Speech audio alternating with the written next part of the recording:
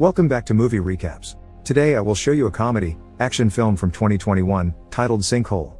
Spoilers ahead. Watch out and take care.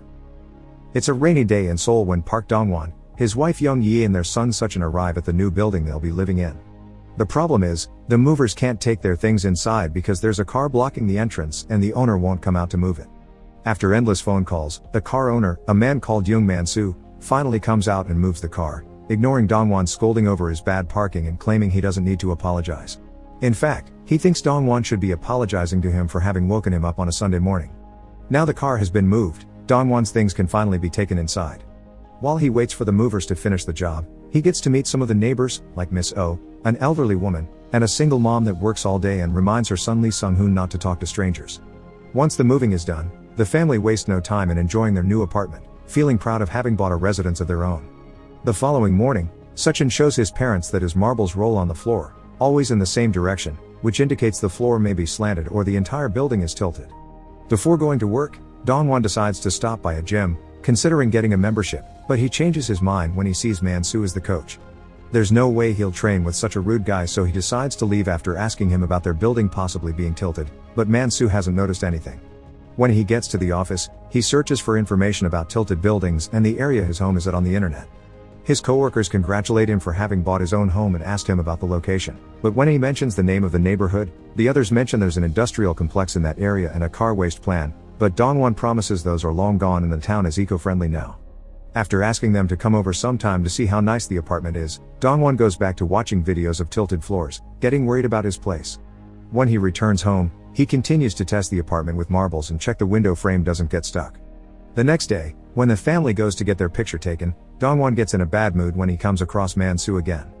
He helps at his sister's gym sometimes, but photography is his real job. Afterward, they go to a fancy restaurant to have a nice dinner, and since Dong-won drinks wine, he shouldn't be driving, so they call for a cab. He gets even more frustrated when he discovers his drive is, once again, Man-soo, who drives him crazy by ignoring the traffic lights. The following day, when Dong-won's co-workers try to buy him a gift for the new house, Dong-won asks them for the money so he can choose what to get instead, and he ends up buying an expensive rocking chair that he won't even share with his son. That night, a heavy downpour starts affecting the foundation under the building, and cracks begin appearing on the streets. It also causes the building's glass door to crack. When Man-soo comes out in the morning, he sees the crack and touches it, making the door completely shatter. The neighbors see him standing next to it, so they blame him for it and request him to fix it. Meanwhile, Dong-won sees the cracks on the floor and calls the municipal council to ask them to do something about it, but they tell him all the residents must agree on the repairs before requesting them. Dong-won asks all his neighbors to get together to discuss the problem, but they end up arguing over small annoyances and ignoring anything important he has to say about the building. Afterward, while having dinner with his son Young Sung-tae, Man-soo tells him to smoke on the roof instead of inside the apartment to avoid complaints from the neighbors, but Sung-tae denies smoking at all. The following day, after work hours are over, Dong-won is having a small housewarming party with 4 of his co-workers, Kim Sung-yoon, Hong Yoon-yo, manager Young and On Hyo-young. When they arrive at the building, they find Man-soo covering the broken door hole with plastic wrap, and he finally expresses concern for the state of the apartments when he sees the cracks on the ground.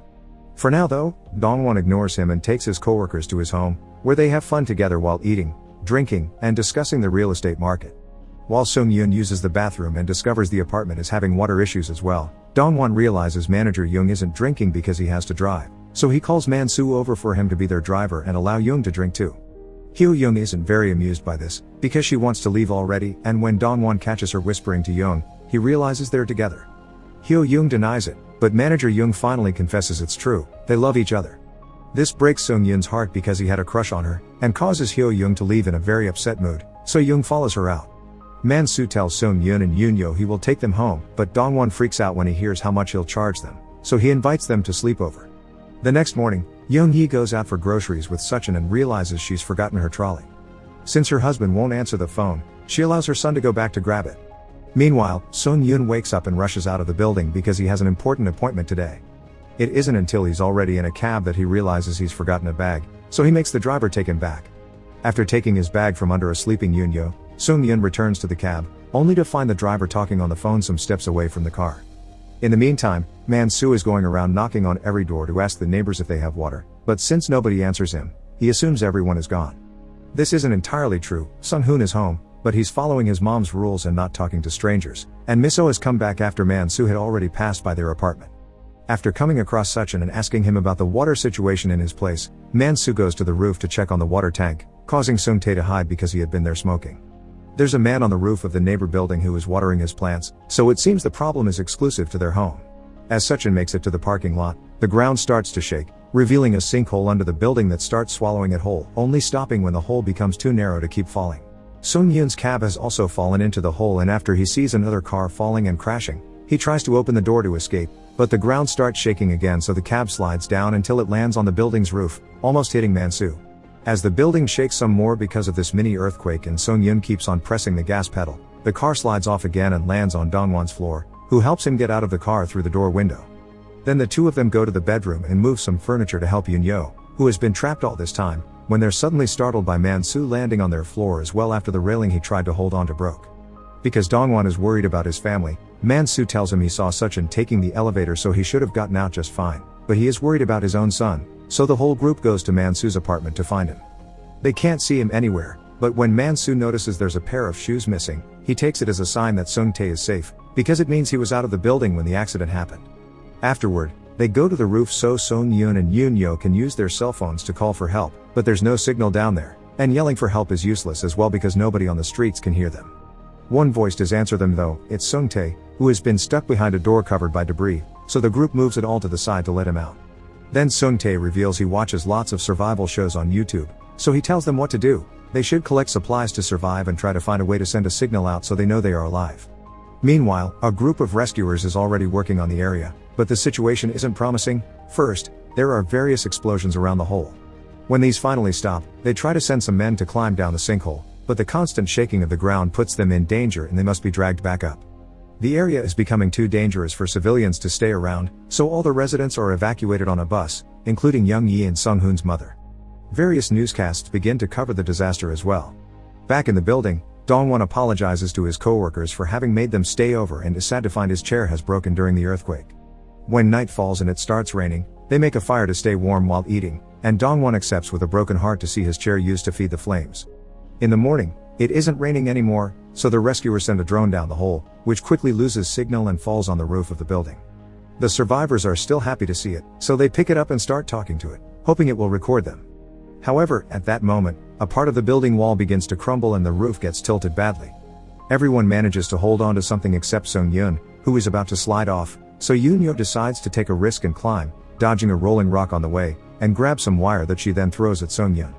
With the help of Man-soo and Dongwon, they use all their strength to pull the wire and bring Sung-yoon back onto the roof, and when his eyes meet Yoon-yo's, they have a moment where they feel as if they're seeing each other for the first time again. Suddenly, the wire accidentally gets loosed, and while the rest of the group manages to hold on to each other, Man-soo falls into a pool of muddy water. It's too thick for him to swim out of it and soon he starts drowning, and the same happens to Sung-tae when he jumps in after him to try to rescue him.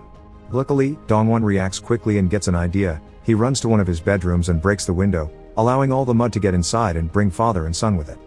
While the group is busy helping those two out, the drone finally activates again and flies out of the hole, managing to deliver the news of survivors to the rescuers.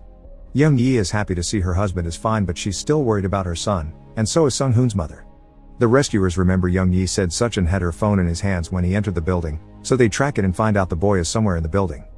As TV newscasts inform of the newly found survivors, the rescuers try to convince the residents from the neighbor building to let them blow up the concrete under their apartments as well to avoid a collapse, because the foundation is so bad, their homes could follow the same destiny as the first building any time now, and it's better to move the gravity center away from the sinkhole. The residents don't like the idea of blowing up their homes, not understanding they will lose it anyway, and this way at least they could save parts of it. So the man from the roof speaks up and tells them how terrifying it was to see Man-soo fall away, and the right thing to do is help. Now with the residents' approval, the rescuers begin working on bringing the neighbor building down before another storm begins. Back in the apartments, Man-soo thanks Dongwon for his help and tells him not to worry. He knows there isn't anyone else left in the building because they didn't answer when he went around knocking the previous day. Meanwhile, Sung-yoon tries to comfort Yoon-yo, who is thinking about her parents and how they don't know she's still alive. To pass the time, they take a selfie together, and Sung-yoon is surprised to see how closer Yoon-yo comes to him. At that moment, the group receives a very pleasant surprise. The rescuers have used small parachutes to send down some supply packages that include flashlights, food, oxygen, water, batteries, towels, and even a satellite phone that does have signal. Sung-yoon quickly snatches it and calls their company to ask them to add Yoon-yo's to the list of the company's gifts, then passes it to Dongwon so he can call his wife. but suddenly the phone starts ringing. It's the rescuers checking on them, and Young Yi jumps in the middle of the conversation to tell her husband to look for Suchin, who he thought had left the building but unknown to them is inside one of the cars in the parking lot. The group immediately jumps into action and ties some rope around Dongwon to lower him into the elevator. At the same time that he enters the elevator through the roof hatch and the rescuers start lowering a crane into the hole, their activities find complications when the upper half of the neighbor building finally breaks and falls into the hole, completely blocking access to the survivors. The rescuers take the crane back, unable to use it now, and Dongwon manages to push open the elevator door and reach the parking lot, but all the shaking causes the group to lose their hold on the rope. In the parking lot, which is already starting to flood because it's raining again, Suchin is crying for his dad inside the car when suddenly he sees Sung-hoon come down a huge pipe. He gets out of the car to follow him right before some more debris falls, blocking the pipe and keeping him inside. Debris has also fallen on Dongwon's leg, making it bleed, but he pushes the rocks off and gets up anyway, too worried about his son to stop to think about pain. He starts calling his son's name as he searches for him, and luckily, Suchin hears him and calls him back, allowing Dongwon to find him and move all the debris away to rescue him.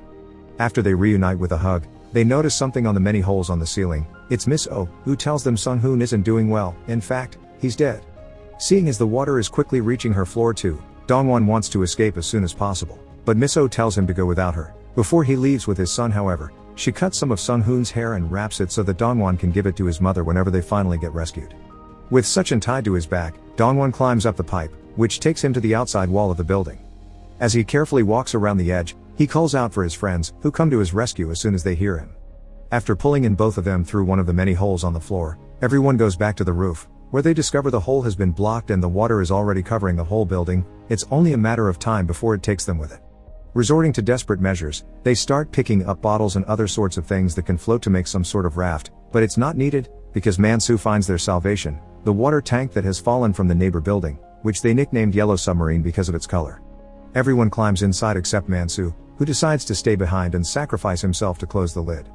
Water raises, the building falls on top of the tank and pushes it down, but it quickly slips away and starts going up only to get tangled in some wires. Yoon-yo notices this and asks the group to shake the tank with her.